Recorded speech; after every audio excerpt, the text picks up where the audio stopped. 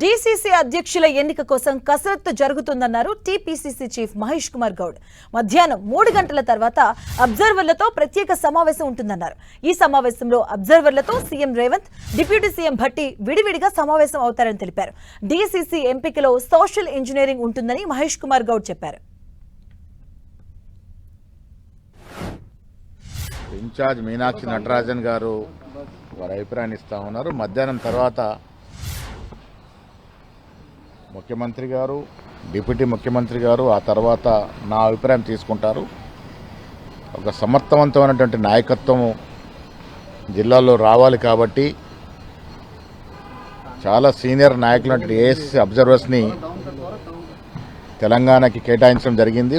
వారి క్షేత్రాల్లో దాదాపు 7 నుంచి 10 రోజులు జిల్లా క్షేత్రంలో పర్యటించి మండలాల వారిగా వారి అభిప్రాయ సేకరణ చేశారు. ఆ అభిప్రాయ సేకరణకే ప్రాధాన్యత ఉంటుంది. దాంతో సోషల్ ఇంజనీరింగ్ ఉంటుంది.